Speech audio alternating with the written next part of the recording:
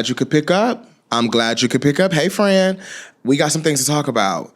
I wanted to call Travis, but I didn't want to call Travis yet. I'm going to call Travis on another time.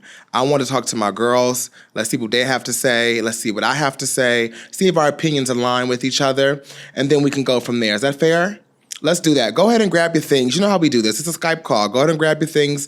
Get your snacks, your drink, your peace pipe, whatever you feel like you need to get in and get into this Gigiana. We're only going to do the Gigiana. We got some things to talk about. First things first, I want to give prayers and I want to have a moment of silence for the families that were involved and that don't have a piece of their family anymore after this event, this very, very tragic event. So I just want to have just a couple of seconds to really honor those people and give some sympathy, some hope and light to those families. So if we could just give just a moment of silence really quickly.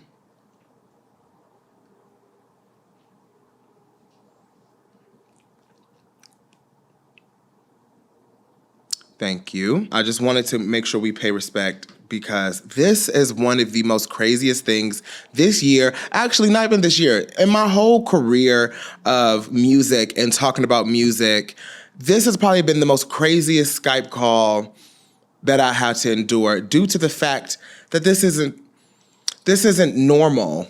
You know what I mean? What happened is not normal. And I think we need to talk about that. And I think we also need to talk about how it could have been handled. And watching the videos and the clips back of how people handled it at the event is insane to me. And they need to be held accountable also. So I want to play devil's advocate. If you can read the title of the Skype call, I wanted to ask, who is to blame, right? So who do we blame for this? Because somebody's got to take the blame. And apparently everybody is giving Travis Scott the tea. Like everybody is like, Travis, it's your fault. This is your gig. It's your fault that this all happened. And I'm like, yeah. But is it though? Let's talk about it. Let's really get into the Gigiana, can we? Travis has a past. Travis's past with raging and with raving in the beginning of his career. You know, these cases, if you really want to be real, this isn't the first time this happened to Travis. You know, this isn't the first time that we have seen this story on you, Travis. Actually, the gag is we've actually seen this story back in 2014. Oh, yes. The same story, actually. Not people, you know, not fatalities or anything like that, but people passing out, people dehydrated, people getting trampled, stampedes. You know, now let me tell you. Now, as a festival goer or a concert goer like me, I understand, you know, I love a mosh pit moment. I've been in one or two. Hated it, would never do it again. However, and I got pickpocketed. Yeah, girl. So never would do a mosh pit again. However, but particularly in this environment, mosh pits and like, you know, stampedes and things like that, it's very, very normal, unfortunately. And maybe after this, those normalities will change because I remember being in a mosh pit, and I'm talking about these things, when they collide together, people are knocking people's teeth out, honey, pickpocketing, people are getting trampled, people are breaking ribs, breaking shoulders, breaking arms, sometimes legs, and because it's just humans colliding into each other. But this is a culture, right? And I think a lot of people don't know this. I think this story has blown to the masses, and now that the story has blown to the masses, people don't know that this is a culture. This is a culture thing. The mosh pitting, the stampeding, the raging, all that is a culture that Travis has barked and really molded into the commercial light. Let's just be real here.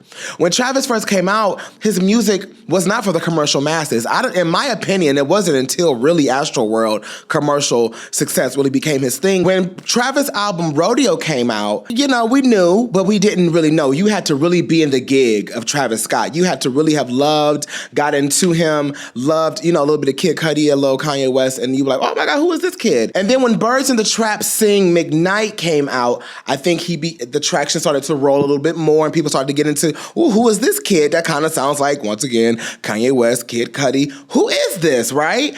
And obviously that's when I think a little bit of his commercial success started to happen. And in Honcho Jack, I wasn't really there, but Astroworld of 2018, he blew to the masses. And just like a prior example, or another example, I should say, would be like Tyler, the Creator, where their music had a niche And their niche audience really gravitated to that music, but it took a minute or I should say it took an album for the world to really get into that music, right?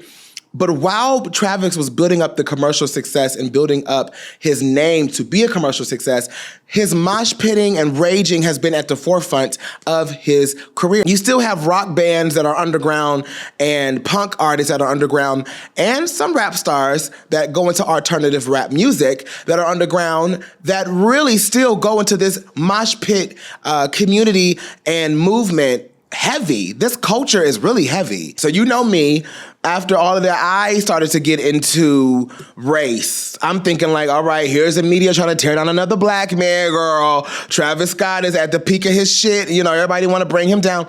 And I'm like, yep, this is it. This is another ploy to get a black man to stop being so goddamn successful. When the facts and videos came out of people screaming, that's when my perspective changed immediately. Man, mind you, I was watching the live stream, and I'm watching the live stream, and me and my boyfriend were wondering, why is people booing and like screaming? Like when he was like, y'all ready? You hear, you know, and I'm like, now this doesn't sound like, you know, if I'm at a concert and I'm having a good time and the crowd is supposedly having a good time, they don't sound like they're having a good time. I'm through the live stream, you can tell. I hope, does Apple have something to do with this too? Apple, uh-oh. So let's start with the crew, right? Let's start with the crew. Shame on you, crew. Shame on you. And the reason why I say that is because that video of that girl getting on that camera, the camera podium, camera platform, trying to get that person's attention. Have y'all seen that video? Look at her. She said, there's someone dead. And the music keeps going. And she's like, oh my God. This is where I don't like the camera person. This is where you fucked up. Because now there's two people, not one, there's two. That girl comes up here and said, there's people dead out there. I heard her clear as day. If that cell phone audio heard her clear, then this man on this platform heard her, I'm sorry. And then a boy comes up on the ladder behind her and like, stop the show. Stop the show. Now, I know that, you know, when you're at a festival, these people, as I'm talking about, like the crew members know that, you know, you're not supposed to let people on the platform. You're not supposed to entertain people that are acting rowdy because this is a Travis Scott show. So I'm pretty sure that the crew got a prompt prior to the show, like, you're going to have rowdy fans, so be prepared for that. And I'm thinking that was the case, which is why he tried to ignore them. Even then, though, let's keep watching. She is desperately trying.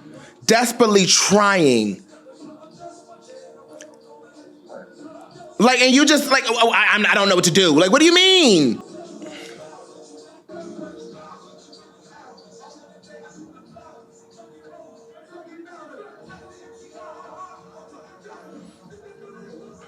She is literally going off on him. Like, what do you want us to do? What do you need us to do? Bitch, I'd have started kicking over that camera, bitch.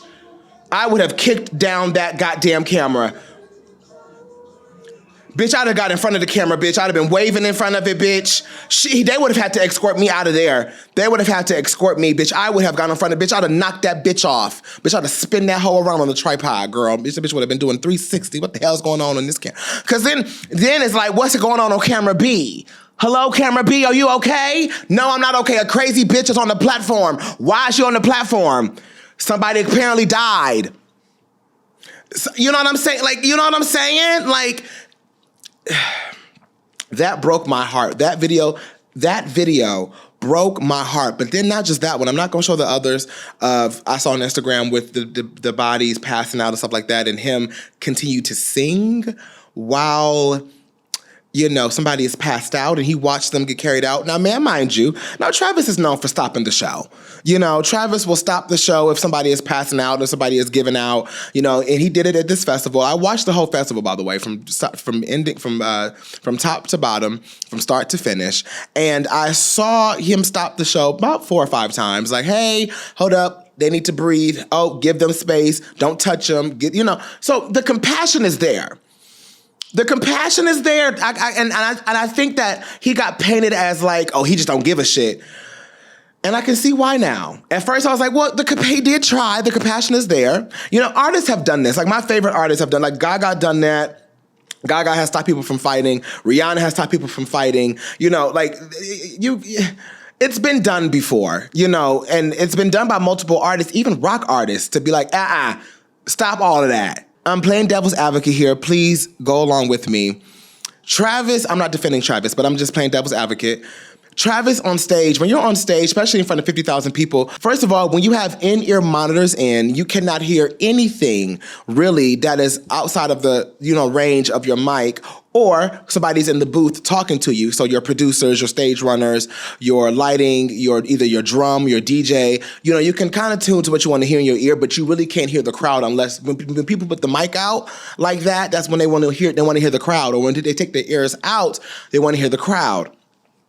There's physically almost no way that Travis would have been able to hear that somebody was dying or somebody was passing away in the crowd and without seeing it, because he wouldn't be able to hear the cries. Because with every 100 of people, you know, saying stop the show, there's 1,000 people cheering and wanting the show to go on. You get what I'm saying? I don't think he would have physically been able to differentiate the crowd's reactions. You know, I don't think he would have been able to tell the difference between the crowd's reactions with an in-ear monitor in. Now, then people were saying, well, when he got up on the platform, he could see people. This is also true. However, playing devil's advocate again, the lighting from the stage can only project so much into the crowd for him to see, right? So that's how he saw the person getting passed out, which he did stop the show, where he continued to sing, but he did stop the show to have that person carried out. Then opposed to the people in the back that were maybe getting trampled and stuff like that, he couldn't see that. Even if bitch, you can't see out there. You can't see past those lights. Like, the lights are blinding the stage, you know what I mean? And blinding the audience to try to see far out.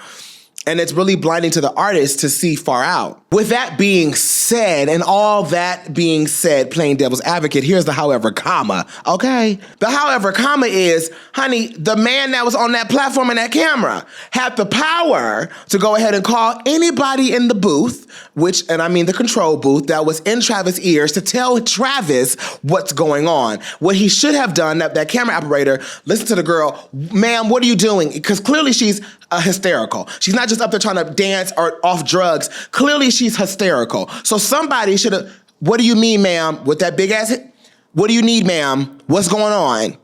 Somebody's going through it down here. It's not right down here, right?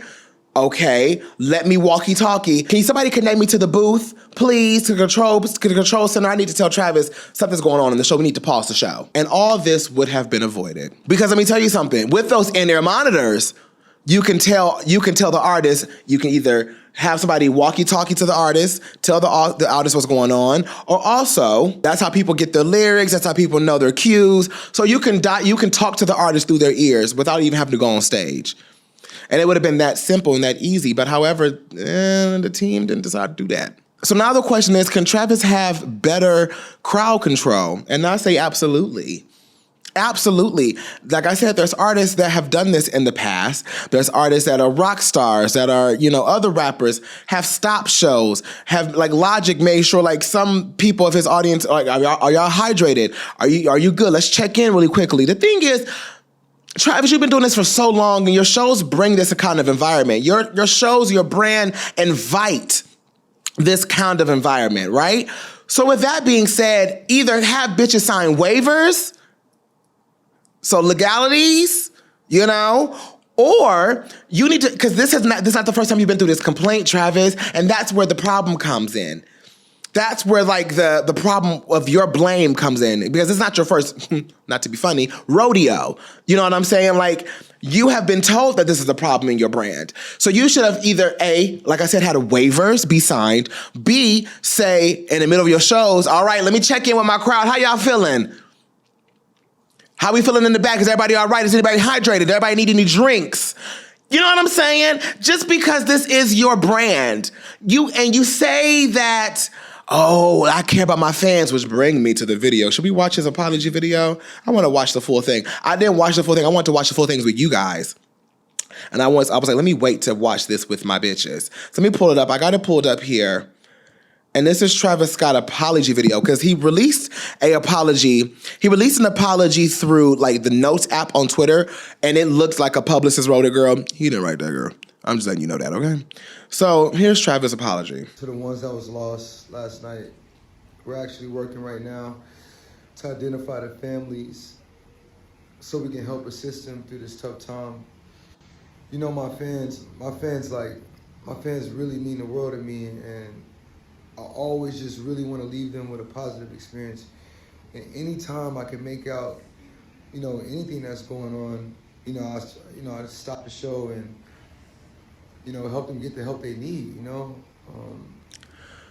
Okay, so I see how people are saying this is fake. I can see how now I'm watching the body language. The body language is very tired. The fake, like rubbing your head in black and white filter and like trying to really empathize, but like it ain't really coming through well on camera. I would have made just an Instagram video. That's number one. I wouldn't have made a story to like kind of go on Instagram. Baby, this would have been a sit down. This would have been, we need to call a camera crew. Oh yes. Oh yes. Am I wrong? I would have done, like, because the thing is, bitch, lives were lost on your behalf. No shade.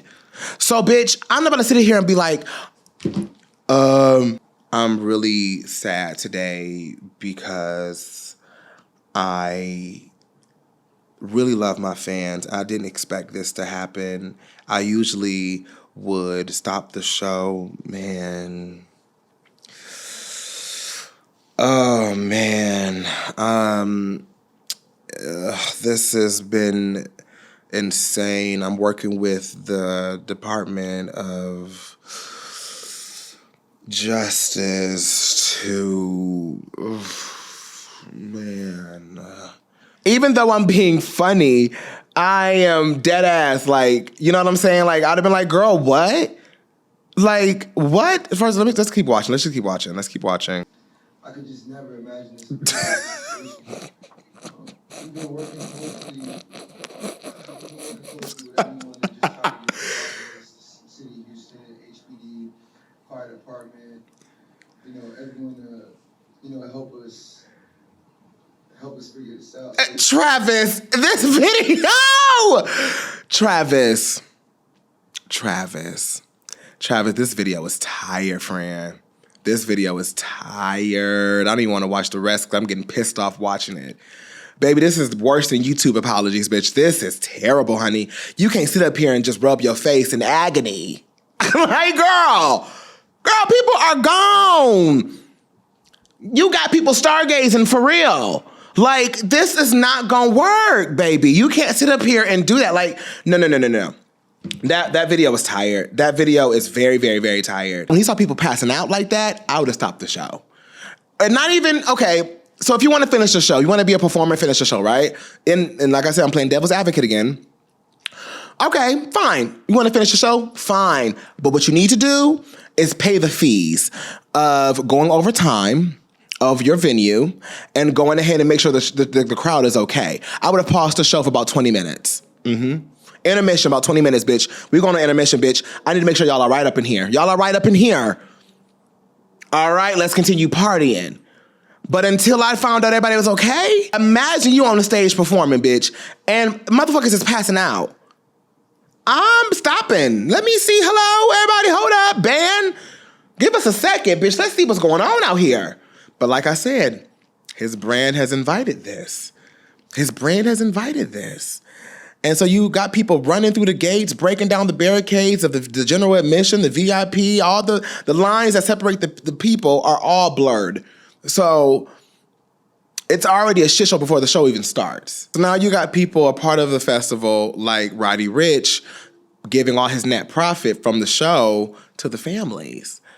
Without giving an apology video, without coming out saying anything, just saying that I'm about to give all my money I made from this show because because I would feel weird taking that money too. I feel like it's blood money. You know what I mean? I would be like, girl, I'm giving this check back. Girl, this check gotta go.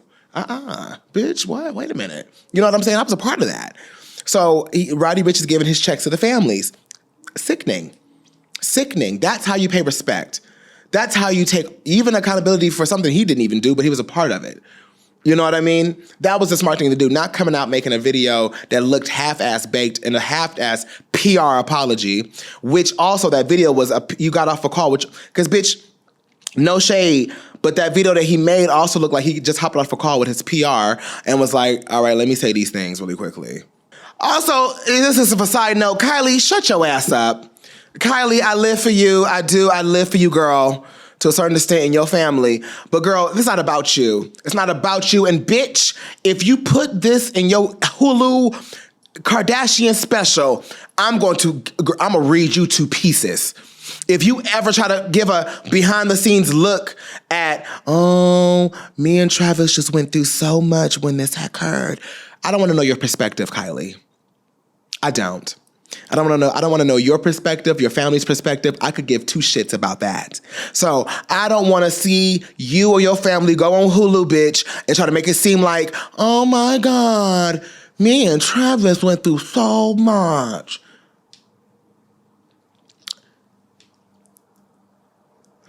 Like, Kylie, in what world, Kylie? In what world did you feel the need to come out and speak on your man's behalf? Now, I get it. Is this your man? Yeah, that's my man, and I'm going to stick beside him. Like, I get it, right? Like, I get it. It's your baby daddy, your potential husband. I get it, right? But, bitch, no. You gonna make it worse. I'm just being honest. Kylie, you're going to make it worse, mama. No shade. I'm like, Kylie, why are you speaking up? This is not your moment. This not your moment. This not your time. I get it. You're trying to support your man. You're trying to kind of dim down the backlash of the FISP apology. But with your credibility, Kylie, your credibility is tired. Bitch, we like you for your looks and we like you for what your fashion. And you being the fantasy to certain people.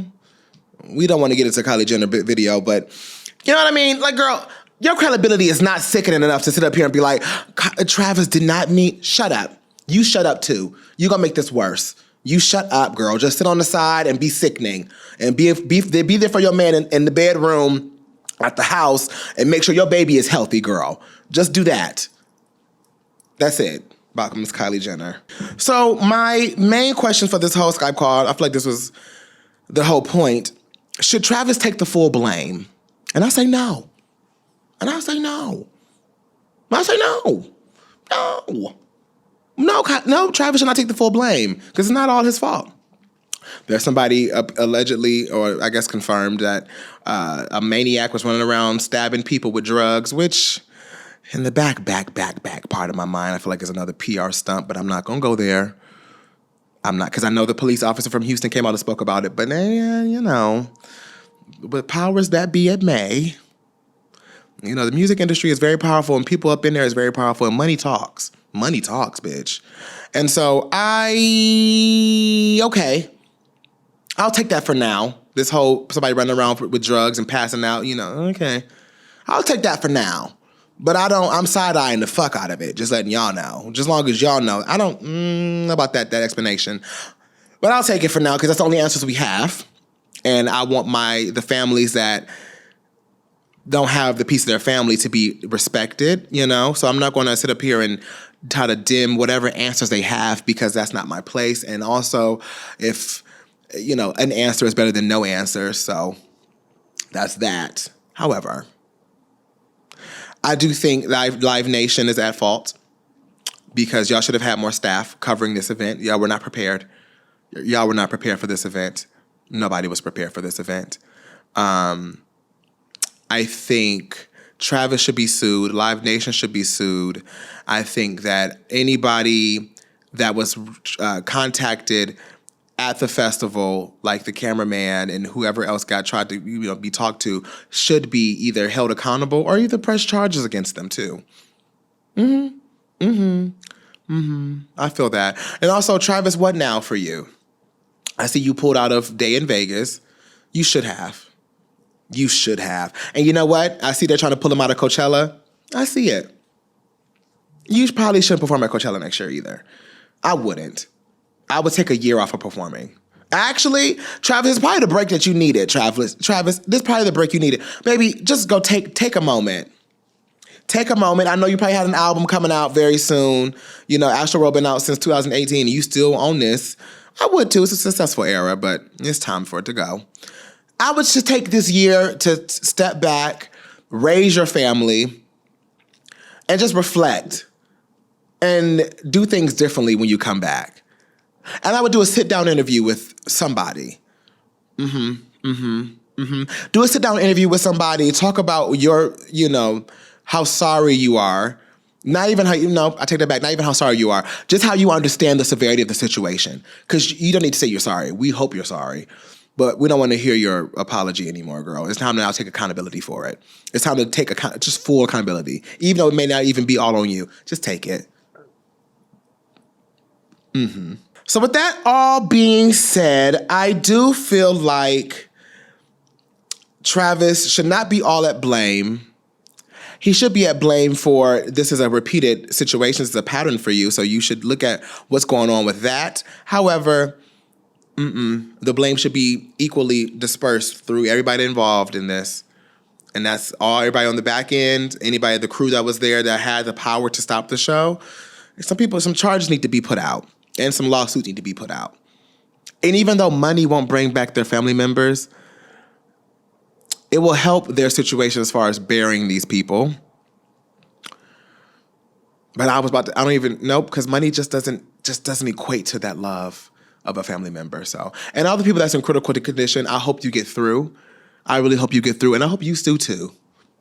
So, that's all I had to say, Tiredness Army. I just want to bring my 2 cents into this, and I want to know your, please comment below. I want to talk.